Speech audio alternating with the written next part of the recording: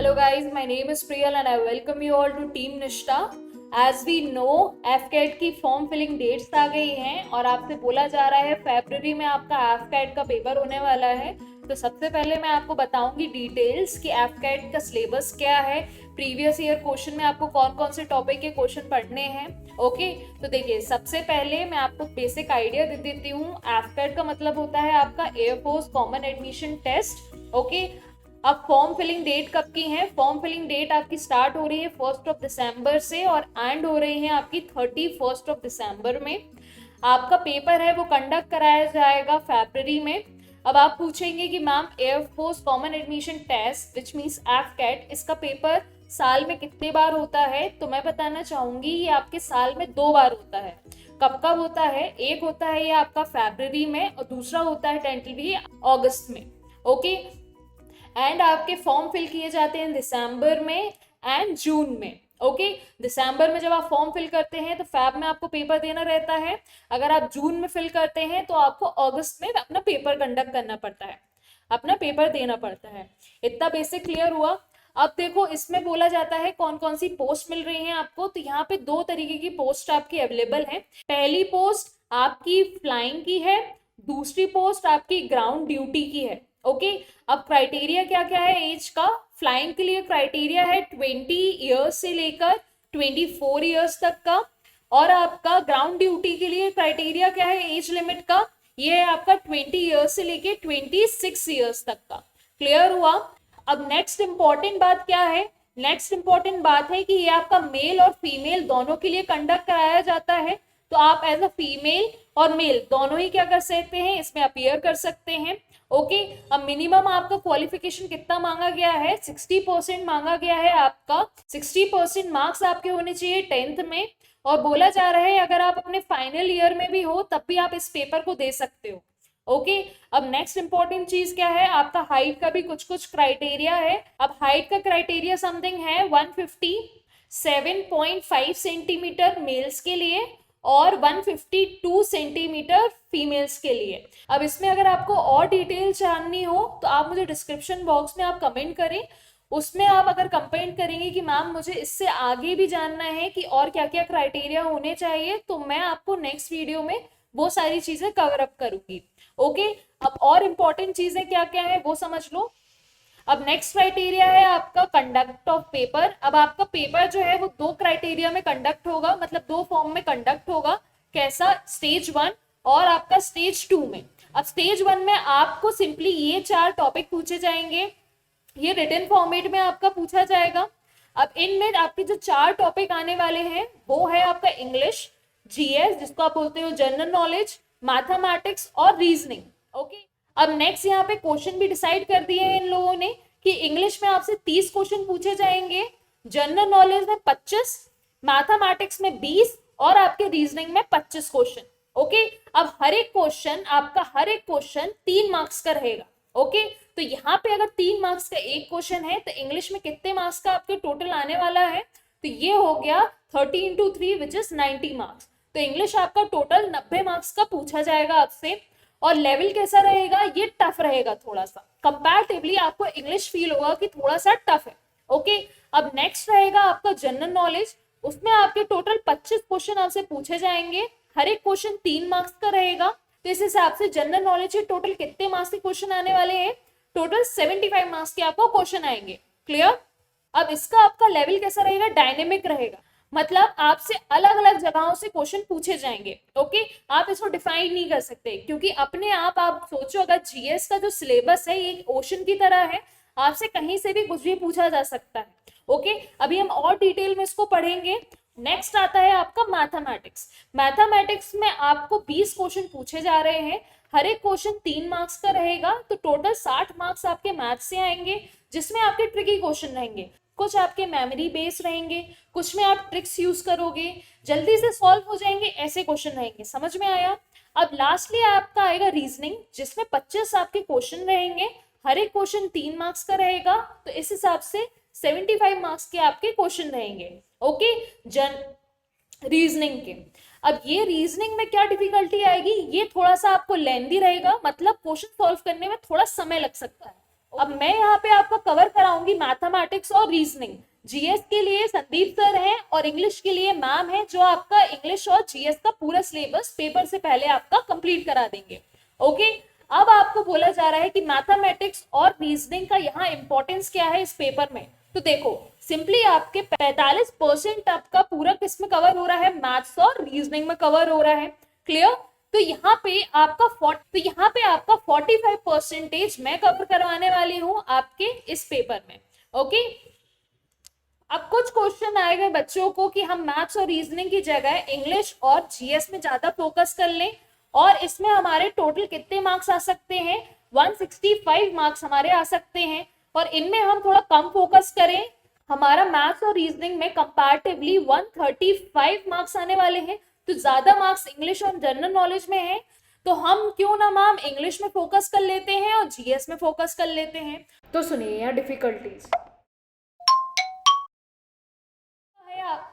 देखो, ये है आपका इंग्लिश का सिलेबस, जिसमें antonym, synonym, fill in the blank, sentence completion, error, comprehension, idiom phrases and vocabulary रहेगी। अब देखो यहाँ पे अगर आप नोटिस करो तो एंटोनिम और सिनोनिम ये आपको बहुत रेयर पता रहते हैं। अगर आप सपोज 300 एंटोनिम और सिनोनिम पढ़ के जा रहे हैं, तो जरूरी नहीं उन 300 में से ही आपका कोई ना कोई क्वेश्चन आएगा।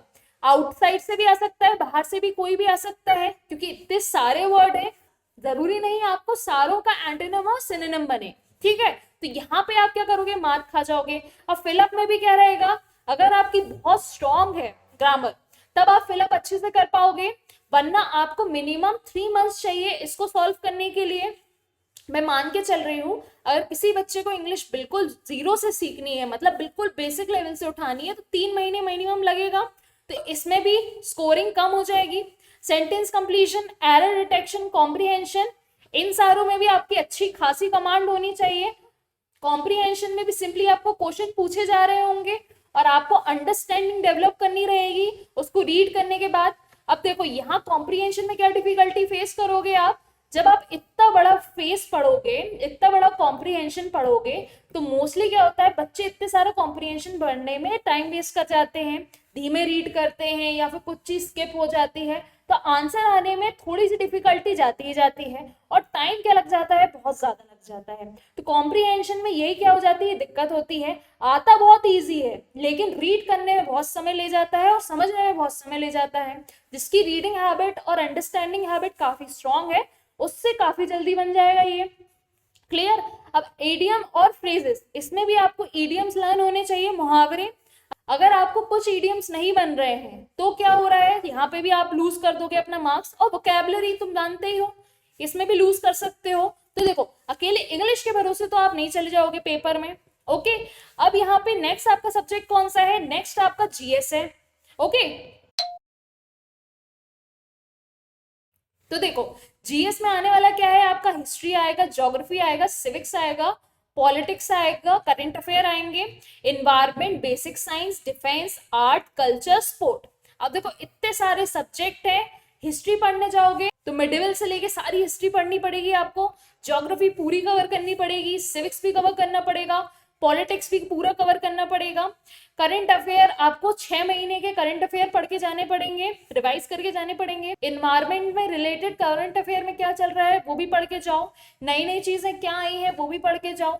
ओके, बेसिक साइंस भी आपको आना चाहिए, डिफेंस से रिलेटेड भी आपसे पूछा जाएगा, आर्ट फॉर्म पूछे जाएंगे, कल्चर पूछे जाएंगे, स्पोर्ट्स में आपसे पूछा जाएगा। तो देखो इसमें क्या है, आपको बहुत सारा पढ़ना है, भले रीड करना है लेकिन बहुत सारा पढ़ना है। और यहाँ पे क्या आता है, जब आप इतना सारा पढ़ लेते हो ना, तो कंफ्यूजन बहुत सारी आ जाती है कि फर्स्ट होगा कि सेकंड होगा। रिलेटेबल ऑप्शन लगने लगते हैं, ए ऑप्शन बी ऑप्शन एक जैसे दिख रहे हैं, कहीं कहीं ये वाला ऑप्शन तो नहीं, कहीं ये वाला ऑप्शन तो नहीं, तो बहुत डिफिकल्टी जाएगी। यहाँ पे क्या करोगे, आपको हर एक क्वेश्चन में क्या रहेगा, क्लियर कट पता नहीं होगा, आपको एक ना एक डाउट क्रिएट बना रहेगा। ओके, अब आता है मैथ्स। तो मैथ्स में देखो, मैथ्स में आपको क्या क्या पढ़ना है, आपके मैथ्स में आने वाले हैं decibel, okay, time distance, work time, ratio proportion, simple and compound interest, percentage, profit loss और एवरेज। अब ये आपके कुछ टॉपिक है जो मैथ्स से पूछे जाएंगे। अब इनका लेवल आपके एफ कैट में काफी लो है, लेकिन ऐसा भी नहीं है कि बिल्कुल नहीं पढ़ के जा रहे हैं तो आपसे बन जाएगा। ऐसा भी बोल रही हूं मैं कि पढ़ के तो जाना पड़ेगा। अब पढ़ के जब आप जाओगे तो आपको सिंपली क्या क्या लगेंगे, इसमें आपके 2 लेक्चर में आपका पूरा कवर अप हो जाएगा, इसके आपका 2 लेक्चर पे कवर अप हो जाएगा। कैसे कवर होगा, देखो जो एफकैट का पैटर्न है ना वो रिपीट कर रहा है हर साल। मतलब अगर आपका टाइम एंड डिस्टेंस के क्वेश्चन पूछे जा रहे हैं ना, तो वो कैसे क्वेश्चन पूछे जा रहे हैं, बस नंबर चेंज कर दिया जा रहा है, पैटर्न सेम है, एक ही तरीके के क्वेश्चन बार बार पूछा जा रहा है, बस नंबर में चेंजेस किए जा रहे हैं। और आपका टाइम एंड वर्क के भी जल्दी क्वेश्चन हो जाते हैं। इन क्वेश्चनों में कैसा आता है, अगर ए अकेला काम कर रहा है 6 दिन में, बी अकेला काम कर रहा है 7 दिन में, तो बताओ ए और बी साथ में कितने दिन में पूरा काम कंप्लीट कर लेंगे। इस तरीके के क्वेश्चन पूछा जाएगा आपसे, बस इसी तरीके के क्वेश्चन पूछे जाएंगे। रेशियो एंड प्रपोर्शन में आपको A:B का रेशियो दिया है 1:2 ऐसा कुछ, तो आप बताओ B:C का रेशियो क्या होगा, कुछ कंडीशन दी रहेंगी। ओके, ये भी काफी इजी रहेगा। अब नेक्स्ट आता है आपका सिंपल और कंपाउंड इंटरेस्ट, तो इससे बिल्कुल नहीं डरना है। आपका जो एफकैट का लेवल है सिंपल और कंपाउंड इंटरेस्ट का वो बहुत लो है, मतलब इसमें इतने हाई लेवल के क्वेश्चन नहीं पूछे जा रहे हैं, तो आप इसको आराम से कर लोगे। सिंपली आपको 2-3 फॉर्मूले लर्न करने हैं और जल्दी से ट्रिक फॉर्मेट में आपका आंसर आ जाएगा। ठीक है, अब नेक्स्ट आता है आपका परसेंटेज। परसेंटेज में बहुत अच्छे से पढ़ाने वाली हूँ आपको, आप मान के चलो आपके 3 से 9 मार्क्स पक्के हैं परसेंटेज में। ठीक है, प्रॉफिट एंड लॉस, इसकी बहुत लो लेवल के क्वेश्चन है आपके, बहुत ट्रिकी क्वेश्चन है। आप हर लेवल, अगर आप हर साल के क्वेश्चन के पैटर्न देखो ना, तो इन सारे टॉपिक के सेम पैटर्न चल रहे हैं, तो ये आपको बहुत इजी पड़ जाएगा इसको कवर अप करना। जब आप मैथ्स पढ़ोगे तो आपका, मैं चाह रही हूँ कि पूरे 20 से 20 क्वेश्चन आप पेपर में टिक कर दो, तो मान के चलो आप 60 मार्क्स पूरे अगर इसमें लेके आओगे, तो आपका टोटल यहाँ पे 20% तो आपका मैथ्स कवर अप हो जाएगा। समझ में आया। अब आता है आपका नेक्स्ट सब्जेक्ट जो है आपका रीजनिंग।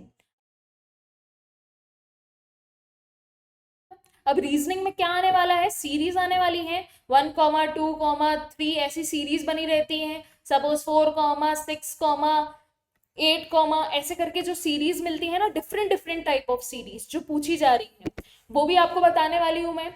अब नेक्स्ट आता है आपका हिडन फिगर। हिडन फिगर में क्या रहेगा, आपका जो फिगर है वो कहीं कहीं हिडन रहेगा, उसको आपको ढूंढना पड़ेगा और टिक करना पड़ेगा।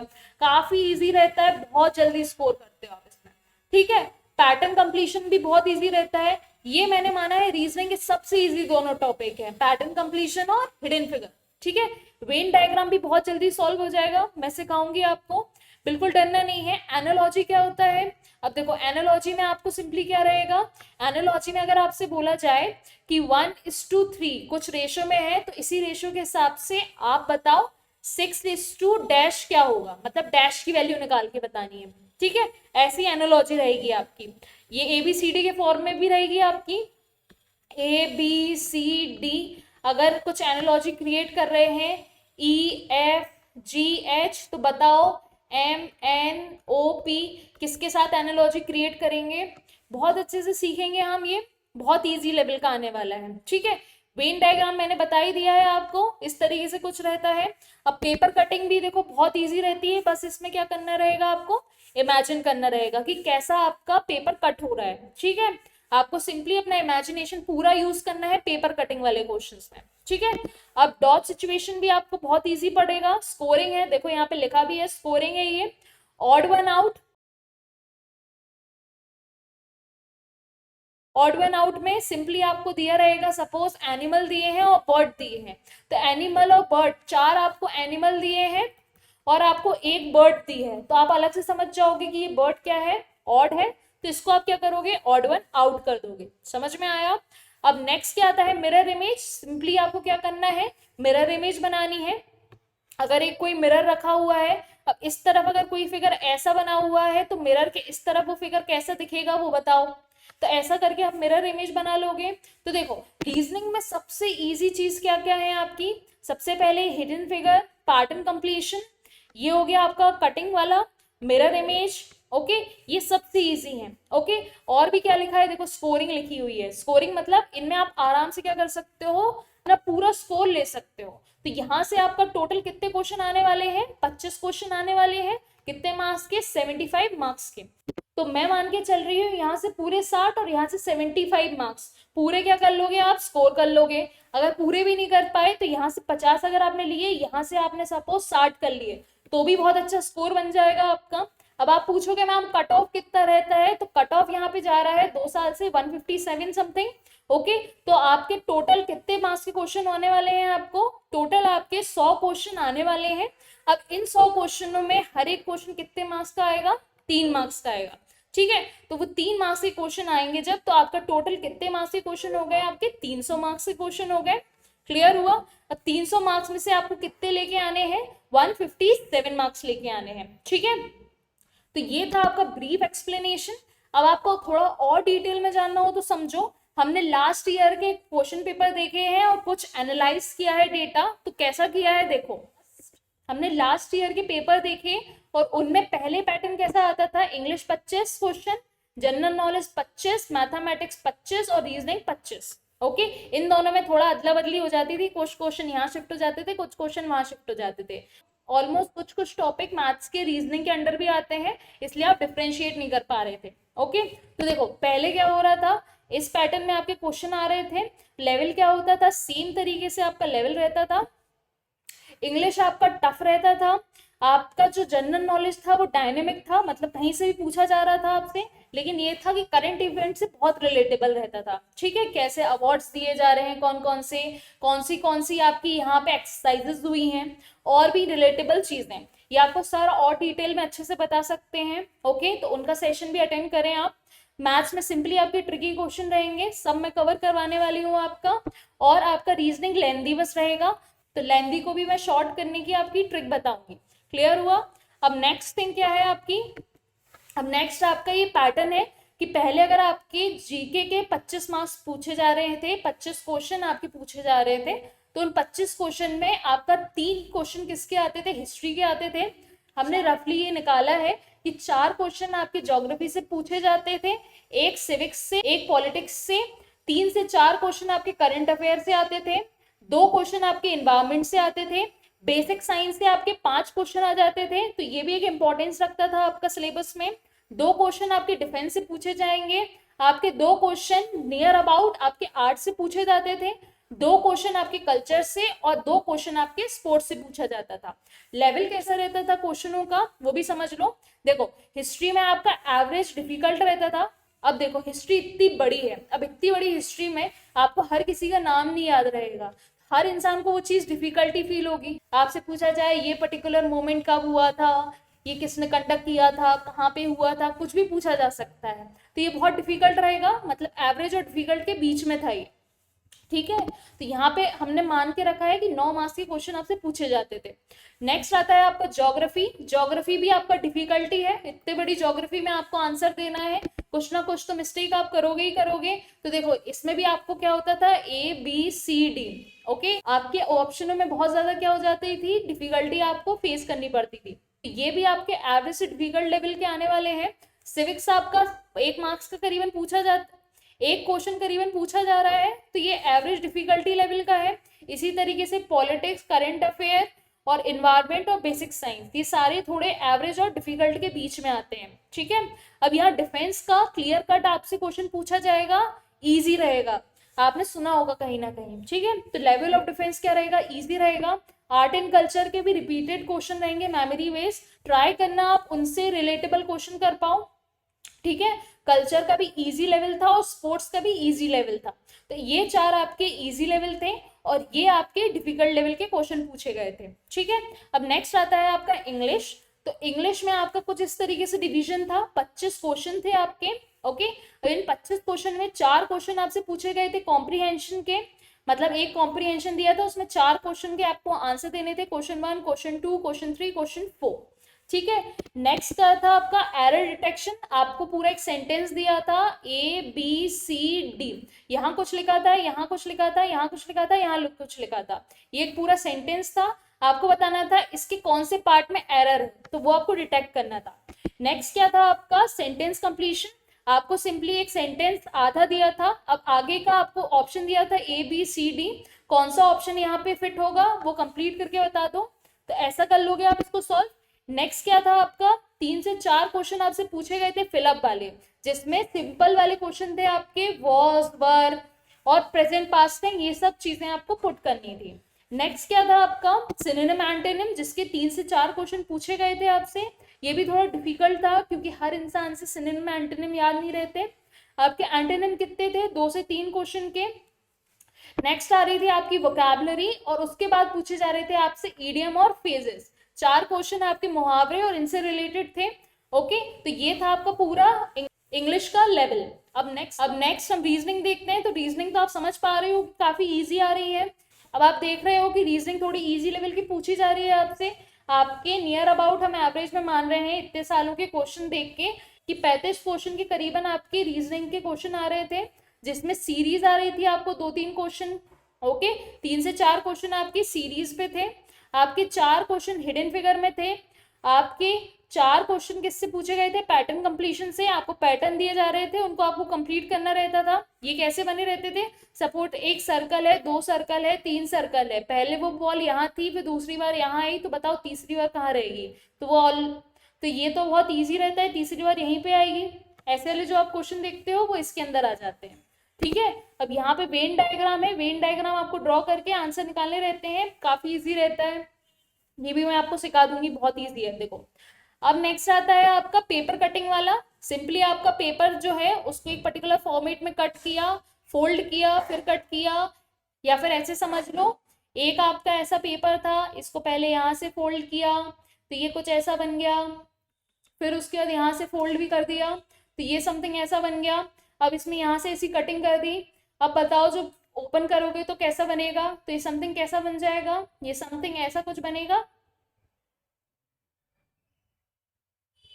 इस तरीके का आपका क्वेश्चन रहेगा। ओके, ये वाले क्वेश्चन आपसे इसमें पूछे जा रहे हैं पेपर कटिंग में। नेक्स्ट आपका डॉट सिचुएशन रहेगी, डॉट आपको आइडेंटिफाई करना पड़ेगा। उसके बाद आता है आपका ऑड वन आउट। सिंपली आपको 4 ऑप्शन दिए जाएंगे, 1 2 3 4।